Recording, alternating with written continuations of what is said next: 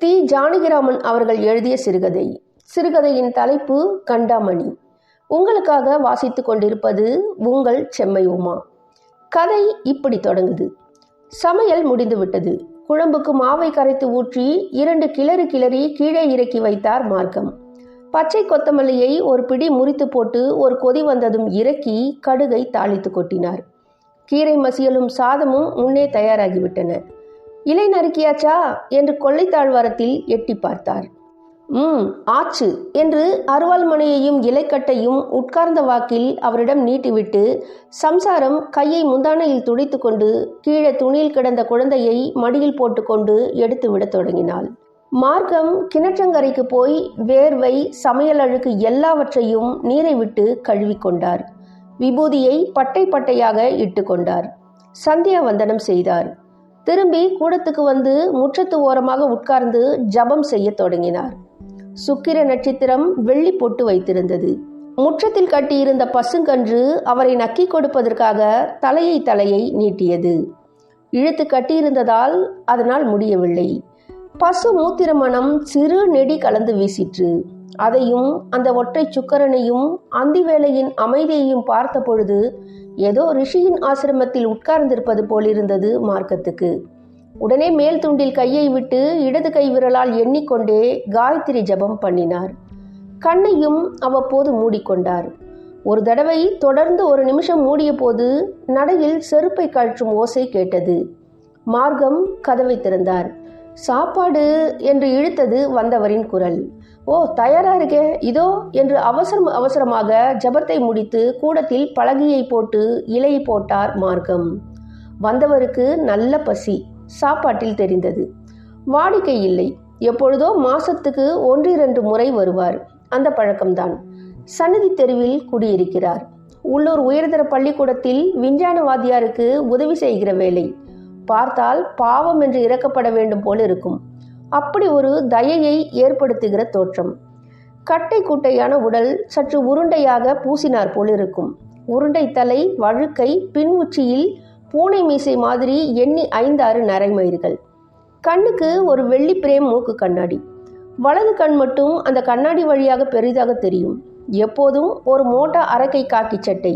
நடக்கிற போது கூட குழந்தை நடக்கிற மாதிரி இருக்கும். மேலே பார்த்து கொண்டு அடிப்பிரதட்சணம் செய்வது மாதிரியான நடை. பள்ளிக்கூடத்து விஞ்ஞான வகுப்பு தெருவை ஒட்டியது. அதில் ஜன்னலோரமாக உட்கார்ந்து தெருவை ஞான பார்வையாக பார்த்து கொண்டிருப்பார். மார்க்கத்துக்கு அவரை பார்க்கும் போதெல்லாம் காரணமல்லாமல் ஒரு தயவு சுரக்கும். அதனால்தான் 2 மாதங்களுக்கோ 1 மாதத்துக்கோ ஒரு முறை சாப்பிட வரும்போது ஏதோ ஜடபரதரோ உள்நோக்கி திளைக்கும் அவதூதரோ வந்து விட்டார் போல் சற்று பயபக்தியோடு சாதம் போடுவார். பொதுவாக தெருவோடு போகிறவர்களுக்கு மார்க்கம் சாதம் போடும் ஓசையை கேட்டால் இலையில் முறமுறமாக சாதத்தை சரித்து கொட்டுகிற மாதிரி கேட்கும். உள்ளே வந்து பார்த்தால் ஒழிய சேதி புரியாது. மார்க்கம் ஈயம் பூசிய பித்தளை முறத்தில் சாதத்தை கொண்டு வருவார். அந்த முறம் நடுவில் ஒடிந்து கொஞ்சம் குழிவாக இருக்கும். சாதம் சரிவதற்காக அவரே செய்த யுக்தி இது. அந்த முறத்தை ஏந்தி 2 எட்டில் கூடத்துக்கு தாண்டி வருவார். டமடமவென்று தட்டுவார், ஆர்ப்பாட்டம் செய்வார். ஆனால் தனக்கு எஜமானன் மார்க்கத்தின் கையோ கரண்டியோ அல்ல, மார்க்கத்தின் மனதுதான் என்று சாதத்துக்கு தெரியுமாதலால் கால் கவலமாகத்தான் இலையில் விழும். சாதம் மட்டுமல்ல, கறி, பருப்பு, நெய், கூட்டு எல்லாவற்றுக்கும் மார்க்கத்தின் மனது தெரியும். இப்படி கிடந்து கத்துகிறேன், பேசாமல் இருக்கிறாயே, போதும் என்று சொல்லேன் என்று சொல்வது போல் முறமும் கரண்டியும் சத்தம் போடும். போடுகிற வரையில் போடட்டுமே என்று பேசாமல் இருப்பதற்கு நாம் என்ன அத்தனை இங்கிதம் தெரியாதவர்களா? இந்த பொதுவான சங்கோஜத்தை பயன்படுத்தி நெய் போட குறும்பை வாங்கியையும், கறி கூட்டு போட நெய் முட்டையையும், நெய் அல்லது ஊறுகாய் போட அந்த காம்பையும் மார்க்கம் கையாண்டு வந்தார். கொட்டி அளப்பானேன். ஹோட்டல் சாப்பாட்டுக்கு நொட்டை கொட்டி கொண்டு இங்கே வர முடியாது. ஹோம்லியாகவும் பத்தியமாகவும் சாப்பிடும் கட்டுப்பாடு வேண்டும். ஆனால் இவருக்கு மாத்திரம் மார்க்கம் இந்த கட்டுப்பாடுகளிலிருந்து விலக்கு அளித்திருந்தார் என்று அந்த முறமுட்டைகளை கேட்டால் தெரியும். சத்தம் போடாமல் அவை இயங்கிய அடக்கத்தையும் பணிவையும் கேட்க வேண்டும். அவர் நன்றாக சாப்பிட்டார். குழம்பு நன்றாக இருக்கிறதென்று மோர் சாதத்துக்கும் கொஞ்சம் கேட்டார். போட்டுவிட்டு வந்து மார்க்கம் குழம்பை தற்செயலாக கிளறி தூக்கிய போது அதிலிருந்து நீளமாக ஏதோ நழுவி குழம்புக்குள் விழுந்தது. மீண்டும் கிளறி தூக்கி வெளிச்சத்தில் உற்று பார்த்தார் மார்க்கம். இதென்ன இது? நீளமாக வழவழவென்று சூட்டில் வதங்கி பளபளப்பு சற்று மங்கி பாம்பு குட்டியா அரணையா? அரணைக்கு கால் உண்டு, இதற்கு இல்லை. பாம்பு குட்டி மாதிரிதான் இருக்கிறது. ஒரு மேகம் ஓடும்போது நிழல் பூமியில் ஓடி பரவுவது போல் உச்சந்தலை முதல் உள்ளங்கால் வரையில் மார்க்கத்துக்கு ஒரு நிழல் ஓடிற்று. நிழல்தான். வேறெப்படி சொல்கிறது? பயமா, கிளியா, கவலையா, என்னவென்று சொல்கிறது? நிழல்தான். மனைவியை சைகை செய்து கூப்பிட்டார். கரண்டியில் உள்ள ஜந்துவை காண்பித்தார். பார்த்த மாத்திரத்தில் அவள் கண்கள் அகன்றன. வாய் திறந்தது. பொத்தி கொண்டாள். மார்க்கமும் இடது கையால் அவள் வாயை பொத்தினார். வேக மூச்சுடன் அவள் உடம்பு இறைத்தது. படபடப்பு மண்டை உச்சிக்கு ஏறியது. தூணை பிடித்து கொண்டாள். பாம்பு குட்டிதான். சாப்பிட்ட கிழவர் கை கழுவி விட்டு ஏப்பம் விட்டு கொண்டே செருப்பை மாட்டிக்கொண்டு வாசற்படியில் தடவி தடவி இறங்குவதை பார்த்தாள். மறுகணமே பாம்பை கரண்டியோடு எடுத்து இருட்டை பாராமல் கொள்ளை கோடி வரை நடந்து குப்பை குழியில் எறிந்தாள். குப்பை சத்தை எல்லாவற்றையும் 50-60 பிடி படப்படத்து கொண்டே எடுத்து போட்டாள். உள்ளே வந்தாள். குழம்பை எடுத்து சாக்கடையில் கொட்டினாள். ஏதாவது ஆயிடுமோ என்று கேட்டாள். அந்த குரல் கூட நெஞ்சை விட்டு வரவில்லை. சுவாமிதான் என்று சொன்ன மார்க்கத்தின் முகம் அழுவது போல் இருந்தது. விலங்கு, சிறை, சாபங்கள் எல்லாம் வளைந்து வளைந்து நடுவில் வந்தன. அவளுக்கு கை நடுங்கிற்று. சுவாமியை வேண்டிக் கொண்டாள். இருவரும் பூஜை படங்கள் கீழ்த்தட்டில் வைத்திருக்கிற சாமான் அலமாரியின் முன் நின்றார்கள். மானமாக காலம் தள்ளியாச்சே, இத்தனை காலமா இப்படி சோதிக்கிறீளே என்று அலமாரியை பார்த்து அழுதாள் அவள். பஞ்சலோகத்துல கண்டாமணி வாங்கி தொங்க விடுறேன் கை நீளத்துக்கு, சேதி பரவாம இருக்கணும் யுகேஸ்வரா என்று வேண்டிக் கொண்டார் மார்க்கம். அதை கேட்டால் மனைவி. பகவானே, இரண்டாம் காதுக்கு தெரியப்படாது சேதி. கண்டாமணி பண்ணி தொங்க விடுறோம் அப்பனே, யுகேஸ்வரா, சர்வேஸ்வரா, தீனபந்தோ, மார்க்கபந்தோ என்று வேண்டிக் கொண்ட மனைவிக்கு கடைசியில் கணவனின் பெயரை சொல்லிவிட்டதற்காக அந்த பரவசத்துக்கு நடுவில் சற்று நாணமும் படர்ந்தது. வேறு குழம்பு வைத்தார்கள். அதே குமட்டிக்காய் குழம்புதான். வாடிக்கையார்கள் 24 பேரும் வந்து சாப்பிட்டு விட்டு போனார்கள். என்னதான் வேண்டிக் கொண்டாலும் சந்தேகமும் பயமும் எப்படி போகும்? இரவு முழுவதும் சரியாக தூக்கமில்லை. மனைவி மட்டும் பகவான் மீது பாரத்தை போட்டுவிட்டு சுகமாக தூங்கிக் கொண்டிருந்தாள். அப்போ பிடித்து பார்க்குறேன், அப்படியே அடுப்பையே பார்த்துட்டு இருக்கேல, என்ன இருக்கு அடுப்பில்? ஒன்றுமில்லையே. அவள் அருகே வந்து அவர் முகத்தை பார்த்தாள். என்ன பார்க்குறேள்? ஒன்றுமில்லையே. ஏன் இப்படி பண்ணுறேள் என்று பூஜை அலமாரியிலிருந்து விபூதியை ஒரு சிட்டிகை எடுத்து வந்து அவர் நெற்றியில் இட்டாள் அவள். மணி நீங்கள்ல வாங்கி வச்சிங்களாம் என்று சாப்பிட வந்த மளிகை கடை கணக்கு பிள்ளை கேட்டார். ஆமாம். கணார்னு எப்படி கேட்குது?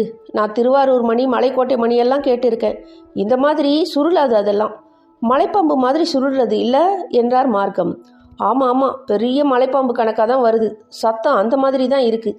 தர்ஷகன் வாசுகி அந்த மாதிரி தானே? யாரு என்று புரியாமல் கேட்டார் கணக்கு பிள்ளை. தர்ஷகன் தான் பரிசித்தை கடிச்சான்.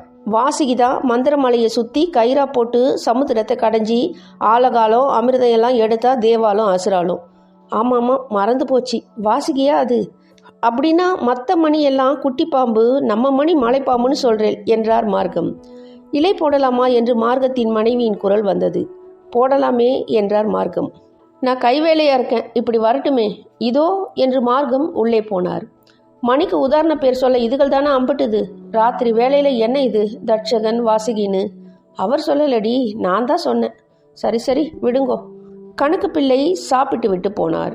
இரவு 10 மணிக்கு மீண்டும் பிரம்மாண்ட ஓசையாக வந்தது அர்த்தஜாம அமளி. மார்க்கம் படுத்து கொண்டிருந்தார். சற்றைக்கொரு தரம் எழுந்து அந்த பழைய சாந்தி கல்யாண மெத்தையை தூக்கி பார்த்தார். மீண்டும் படுத்தார். என்னடி எங்க அதை பாரு முத்தத்தில். ஒன்றுமில்லையே, ஏதோ அசைறது பாரு, விளக்கை எடு.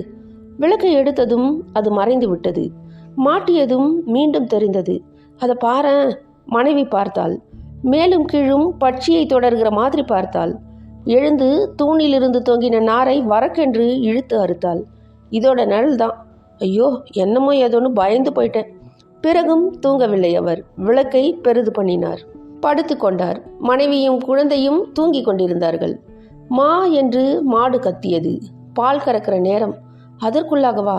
அவர் தூங்கத்தான் இல்லை. விஸ்வரூப பூஜை கணார் என்று கேட்டது. மார்க்கம் எழுந்து பல்லை தேய்த்தார். வெற்றிலையை போட்டு புகையிலையை அடக்கி கொண்டே போனார். தர்மகத்தாவின் வீட்டுக்கு போனார். வாங்க என்றார் திண்ணையில் ஆளோடு பேசிக் கொண்டிருந்த செட்டியார். வாசலில் அவர் மனைவி சாணம் தெளித்து கொண்டிருந்தாள். உங்கள் மணியை பார்த்து பேசாதவங்களே இல்லை சாமி. ராத்திரி அம்மாப்பேட்டையில் படுத்துட்டு இருந்தானா இவன். எத்தனை மைல் அது? 9 கல். ஏண்டா? ஆமாம் சாமி. எம்மா சத்தம் தும்மு தும்முன்னு மிதந்துக்கிட்டு வந்தது. என் தம்பி மாவங்கிட்ட சொன்னேன், எல்லாம் தனி கிளாஸு ஞானியாக போயிட்டமேடா, இந்த மணியை கேட்டால் ஏன் போகணுன்னு இருக்குடா அப்படின்னு சொன்னேன்னா பார்த்துக்குங்களேன். போடு சக்க. என்ன சொன்னா புரிஞ்சுதா சாமி? இவன் ஞானியாக போயிட்டானான். இவங்க அப்பா நாள்லேருந்தே கிறிஸ்தவன் ஆயிட்டானான். உங்கள் மணியை கேட்டப்புறம் திரும்பி வரலான்னு தோணுது. அப்படி தானடா? அப்படி தானுங்க. அது விஷயமா தான் பேச வந்த செட்டியார்வாள். அதை கேட்குற போதெல்லாம் நாம தான் பண்ணி வச்சோன்னு அகங்காரம் வந்து நிற்கிறது. அது ரொம்ப தப்பு இல்லையோ என்றார் மார்க்கம். அட நீங்கள் என்ன சாமி, குப்பை தொட்டி வாங்கி வைக்கிற பையனுவெல்லாம் ஊரை கூட்டி மோளம் அடிக்கிறான், முழ நிலத்துக்கு சாசனம் எழுதி வைக்கிறான்கள். தர்மகத்தாவின் மனைவி டப்பாவை திறந்து கோலமாவை எடுத்து புள்ளிகள் வைத்த பிறகு இப்பொழுது நெளி நெளியாக கோடு இழுத்து கொண்டிருந்தாள். என்னமோ எனக்கு நான் செஞ்சது சரியா படலை. எத்தனை பெரிய மனுஷெல்லாம் இருக்கா, நான் அதிக பிரசங்கி மாதிரி என்னமோ செஞ்சிட்டோன்னு இருக்கு. ஒவ்வொரு தடவையும் மணியோசை கேட்குறச்சையெல்லாம் இந்த நினப்பு வந்துட்டே இருக்கு. அதுக்கு தான் வேற தினசா ஒரு யோசனை தோணித்து சொல்லலாம்னு வந்தேன். என்னையா இது? அதே பெருமானத்துக்கு சின்ன சின்னதாக 4-5 வெள்ளி மணி பண்ணி வச்சிடலாம்னு பார்த்தேன். பிள்ளையாருக்கு ஒன்று, பகவானுக்கு ஒன்று, அம்பாளுக்கு ஒன்று, சுப்பிரமணியருக்கு ஒன்றுன்னு. இதை நான் எடுத்துகிட்டு போயிடுறேன்னு. என்ன இது?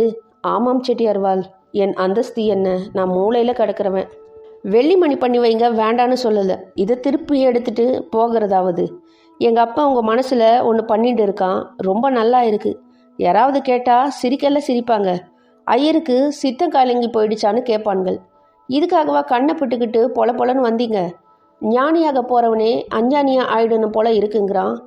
மார்க்கம் வெளிரி போய் நின்றார். செட்டியாரோடு அவர் பேச பேச அவர் பிடிவாதம்தான் இறுக்கி கொண்டிருந்தது. மார்க்கம் சோர்ந்து போய் வீட்டுக்கு திரும்பினார். அவர் குளிக்கும்போது காலை பூஜை நேரத்து மணியோசை கனார் என்று வந்து அவர் மீது அதிர்ந்தது. முழு செவிடர்கள் எப்படி இருப்பார்கள் என்று கற்பனை செய்து பார்க்க முயன்றார் அவர். முற்றும். இந்த கதை எழுதப்பட்ட ஆண்டு 1966.